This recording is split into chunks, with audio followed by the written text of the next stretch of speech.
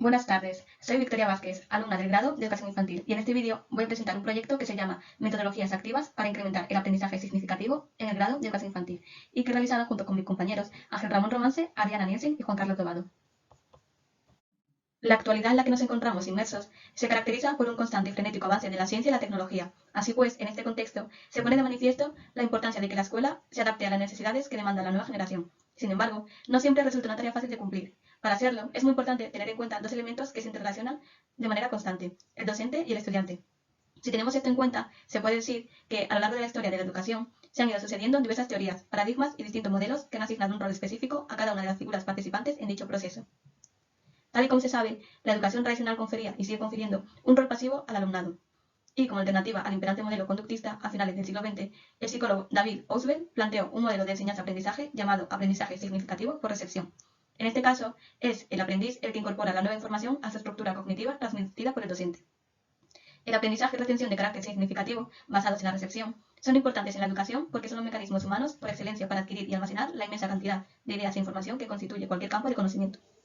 La enorme eficacia del aprendizaje significativo se basa en sus dos características principales: su carácter no arbitrario y su sustancialidad.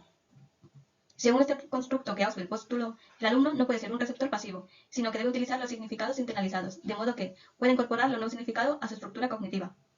Todo ello, junto con la demanda particular que el alumnado del momento realiza, exige que las metodologías vayan renovándose de manera paulatina en toda la etapa educativa. The Fast Type diferencia varios tipos de metodologías activas de aprendizaje, centradas en el aprendiz autodirigido de los estudiantes. Aprendizaje basado en problemas. En él, el punto inicial es un problema acompañado de un proceso que normalmente conduce a una salida del grupo. El método de casos, donde se presentan dos variantes claramente diferenciadas: el caso una vez que el alumno tiene adquiridos los conocimientos previos y el caso como punto de partida del aprendizaje. El aprendizaje basado en proyectos, donde un trabajo con cierta envergadura es el principal elemento de este método. Este se puede plantear a nivel de una asignatura o de manera interdisciplinar. Y el aprendizaje cooperativo, en el que el grupo clase se divide en pequeños grupos donde los estudiantes trabajan de forma coordinada para resolver tareas académicas y desarrollar su propio aprendizaje. Lo más habitual es aplicar estas metodologías en la primera etapa de la enseñanza. Es en la educación postobligatoria donde se aprecian con más frecuencia el uso de metodologías convencionales. Concretamente, en el ámbito que nos concierne, se promulga de manera continua un acercamiento en nuestra futura práctica docente a las metodologías activas basadas en aprendizaje significativo. Por el contrario, se aprecia en ocasiones una falta de coherencia entre las teorías proclamadas que se transmiten al estudiantado y las teorías en uso que se llevan finalmente a la práctica con los mismos. Por este motivo, este proyecto supone un esfuerzo para adoptar nuevas metodologías que se solicita al alumnado que realice en un futuro. La metodología empleada fue el aprendizaje activo y reflexivo sobre la propia práctica y la práctica de los compañeros y compañeras. De este modo, el alumnado del grado en educación infantil puso en práctica estrategias cooperativas de investigación-acción que le ayudaron a elaborar su propio pensamiento pedagógico y a construirse como docentes. Los alumnos y las alumnas del grado tuvieron la oportunidad de diseñar y programar sus propias propuestas, así como de ponerlas en prácticas con alumnado real de la etapa para la que se estaban preparando, niños y niñas de 3 a 6 años. Este hecho les permitiría comprobar con exactitud las diferentes reacciones de los niños y niñas ante sus propuestas y poder ajustarlas a las necesidades reales de los niños y niñas de estas edades. El objetivo general de esta investigación fue, por tanto, que el alumnado del grado fuese capaz de planificar ciertos juegos motores para posteriormente llevarlos a la práctica real con niños y niñas de entre 3 y 6 años. Esta investigación favoreció de forma paralela la coordinación horizontal entre asignaturas del mismo curso académico y coordinación vertical entre asignaturas de diferentes cursos del mismo grado.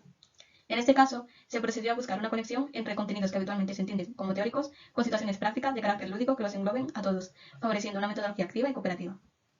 Las fases que se siguieron fueron las siguientes: planificación de juegos motores por parte del alumnado y su implementación con niños y niñas de educación infantil. Puesta en común para compartir las experiencias e impresiones mediante la observación, análisis y evaluación de las intervenciones del compañero y compañera. Y por último, puesta en práctica de los juegos implementados durante las visitas y puesta final en común de las intervenciones. Para el diseño y elaboración de la participación del alumnado del grado, fueron precisas diferentes fases de actuación por parte del profesorado implicado.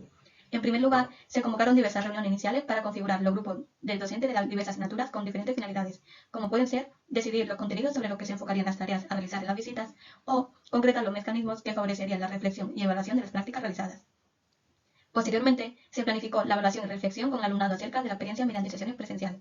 Para la recuperación de evidencia y presentación de los posibles análisis, se emplearon las TICs. Y por último, se convocaron reuniones finales para la evaluación del desarrollo del estudio y análisis de las posibilidades de mejoras.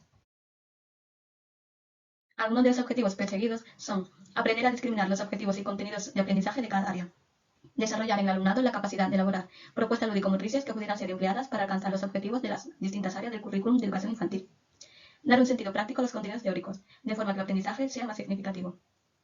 Aprender a discriminar los objetivos y contenidos de aprendizaje de cada área dentro de un contexto de aprendizaje global.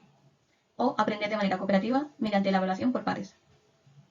Los principales contenidos que se conformaron en el escenario docente fueron el juego motor como estrategia didáctica en educación infantil, aplicación práctica de contenidos y conocimientos teóricos, diseño, programación, ejecución y evaluación de juegos para el alumnado de educación infantil, y la reflexión y el análisis sobre la propia práctica y sobre la práctica del compañero y compañera para la mejora y el aprendizaje. El desarrollo de esta investigación requirió tanto el uso de recursos humanos como de recursos materiales. Por un lado, fue necesaria la colaboración de profesionales externos, estudiantes y profesorado del grado de educación infantil. Igualmente, se emplearon los correspondientes recursos materiales precisos para la realización de las actividades durante la visita de los centros, carteles, trípticos, folletos o para las tareas de investigación. Para la planificación de esta investigación fueron precisos 2 cursos académicos, un curso para la planificación de la misma y otro para su desarrollo. Otra parte de la intervención docente fue una evaluación entre el propio alumnado del grado, de forma que mientras los alumnos de primero intervienen de forma práctica con los niños y niñas de infantil, los alumnos de tercero realizarán tareas de observación, análisis y evaluación de acuerdo a una rúbrica basada en las competencias generales y específicas del grado, procediendo del mismo modo cuando intervinieron los alumnos y las alumnas de tercero. De forma paralela, el profesorado, por medio de la observación directa, aportó una evaluación general del desarrollo de la actividad, aportando un feedback con sus propias percepciones y matizando las observaciones presentadas por el alumnado. Además, se solicitó a los participantes una evaluación por medio de una encuesta de satisfacción, en la que se habilitó un espacio para realizar propuestas y recoger sugerencias al finalizar el proyecto. Lo más destacado de esta encuesta es que un 94% de los estudiantes involucrados en la investigación afirmó que este tipo de prácticas son de gran utilidad para su formación académica, y un 95,1% de los alumnos y alumnas consideraron que el juego motor puede ser un nexo de unión entre los contenidos teóricos y la práctica en educación infantil. En este trabajo de investigación se analizaron las diferentes teorías que demuestran los beneficios procedentes de la inclusión de metodologías activas en el proceso de enseñanza-aprendizaje, así como los aspectos relevantes resultantes de la coordinación entre distintas asignaturas. Como resultado de nuestro estudio, podemos decir que las intervenciones de este tipo que emplean metodologías activas pueden incrementar el aprendizaje significativo en la educación universitaria. Esto es todo y muchas gracias por su atención.